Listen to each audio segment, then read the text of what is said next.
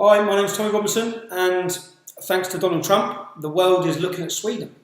A couple of days ago, Donald Trump made some comments which have shone a torch on Sweden, which have made the left and the mainstream media very unhappy. There's the usual fake news hysteria. That's what we're seeing from the left-wing media. If you look at, I'm going to show you a title or a headline of a newspaper article now. You'll be able to see this yourself. Now, you would think that Donald Trump had mentioned terrorism. When you read that headline, that's the narrative that many of the mainstream media took from what his speech said. You'd think that he'd mentioned terrorism. Now have a watch of what Donald Trump actually said in his speech. You look at what's happening last night in Sweden. Sweden. Who would believe this? Sweden. They took in large numbers. They're having problems like they never thought possible. He didn't mention terrorism, did he? No mention of terrorism. Now, it took me 5 minutes. After hearing Donald Trump talk about Sweden, it took me 5 minutes to find out exactly what he was speaking about. He was speaking about a documentary that went out the night before on Fox News. And it highlighted, and it was about Sweden. So when he says clearly in his speech, we all saw last night in Sweden, he's referring to the documentary that he watched, that many people in America would have watched. That took me 5 minutes as a simple person. Every journalist, before they wrote their headlines, before they took that narrative and that story, they would have come to the same conclusion as I did. But they've still run with the narrative to try and belittle and try and mug Donald Trump off and make it look like he's stupid and ridiculous. You've got the Foreign Office or the different Swedish officials coming out saying, we don't know what he's on about. I know what he's on about. I'm going to go through all the problems which we'll see that are happening in Sweden. By shining a torch on Sweden, and in fact, in any country in Europe, you'll see that the overly welcoming accommodation in the generous Western societies act as a magnet for refugees. They act as a magnet for economic migrants and unfortunately also jihadists which mingle in amongst them all. We can already see in Europe, if you look at any country in Europe, you can already see that integration and mass immigration has not resulted, that it's not worked. It's not worked at all, least of all when you try to import en masse an alien culture which is diametrically opposed to Western civilization. Unfortunately, what you've seen in any of the countries, I've had it for 8 years, you'll all know, many people have heard the names I've been called, but when you try and speak out against the facts which I'll come to in this video, the facts which correlate a link between the influx of Muslim migrants and the link to the explosion in crime or terrorism, you'll be referred to as a racist, as a bigot, as an Islamophobe, or as an extremist. These slanderous comments, which are aimed at all of us, are aimed at us to stifle legitimate concerns, to stifle any legitimate debate that there can be.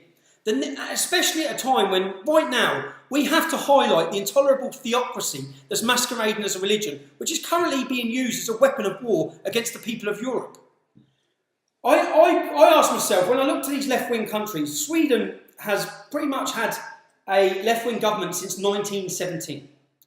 I ask myself why they're so intent on destroying the social cohesion of their own communities that they're supposed to be governing. Their left's answer, rather than tackle these problems or talk about these problems, the left's answer is to close down the debate. The truth for them is very uncomfortable. It's uncomfortable because they've imported it. They wish to create an atmosphere where anyone talking about policy failures of their policies are met with public disdain and cries of bigotry. They actually are, when more I research, that's why I thank you Donald Trump again, because by shining a torch, you get everybody from different countries at different times is then researching into what's happening in Sweden. One thing I was shocked to find was that they passed a law in 2014, which actually makes it legal to criticise the government's policies. Is this Russia or China? Is it supposedly Sweden? The left is their complete incompetence and their failures. They don't have the balls to tackle the intolerance that they've imported into our countries. That's the reality of it. We're expected to tolerate it. We're expected to welcome with open arms hatred and people who wish to do us harm. We're exposed to accept the unacceptable. If we have a brief look at Sweden's sex crime statistics, in 2016 there were 10,500 sexual attacks, sexual rapes. That's a 20% rise on the year before. But before the left decided to open the borders of Sweden and change it into a multicultural shithole, 472 people were raped in 1974. 1975. 472 people. Last year, 6,500 people were raped.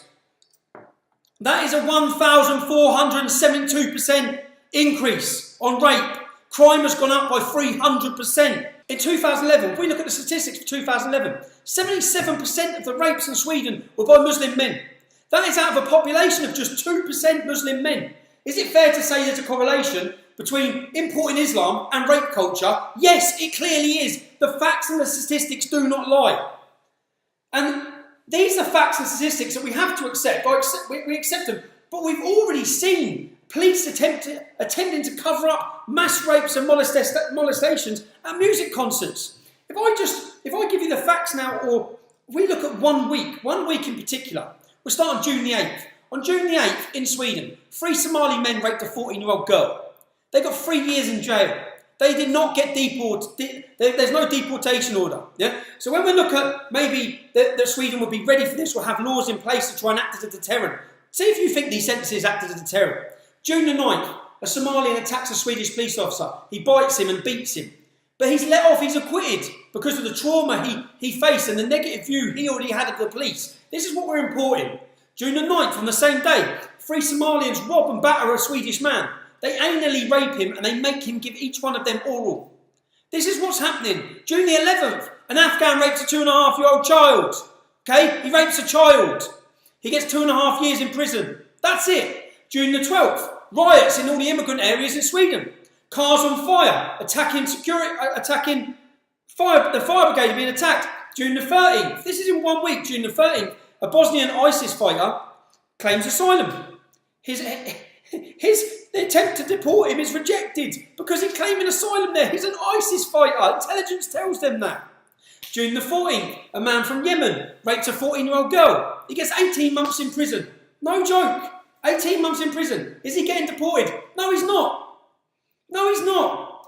Now, so when you hear the press belittling this, putting Swedish incident, what Swedish incident? What Swedish incident? Take your pick. These incidents are happening every day.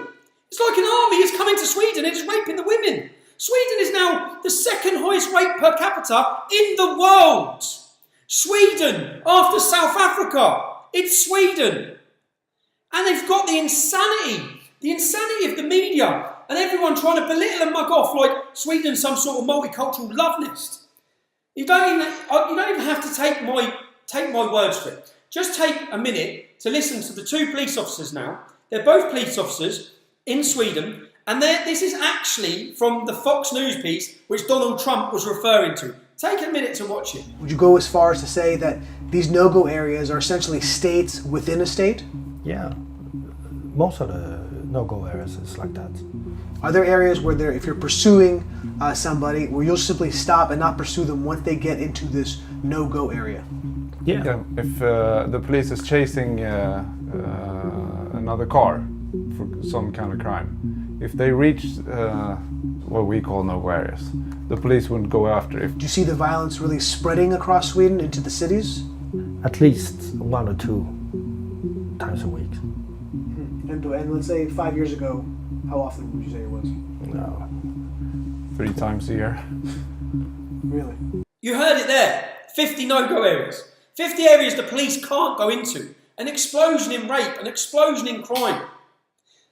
This is the reality for what's happening in Sweden. And anyone like myself, I've researched it. I held a demonstration in Sweden years ago with Pamela Geller and Robert Spencer, trying to highlight these crimes and these problems because the mainstream media and the government are hiding them. Yeah, they're hiding them. That's the reality of it. Now, let's see if we can find another Swedish police officer who might have something sensible, like a way of dealing with this.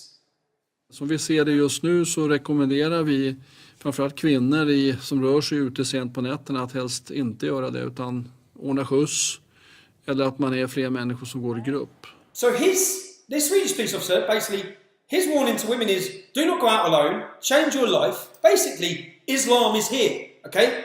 Islam is here. He's saying this because there's been 6 rapes now, 6 attempted rapes in this small area that previously had none before the influx of refugees, so-called refugees. These attacks, which he goes on to explain in the video, are committed by not drunk men, but groups of men, 3 or 4 men. Where have we heard that before? Yeah? Where have we heard that for?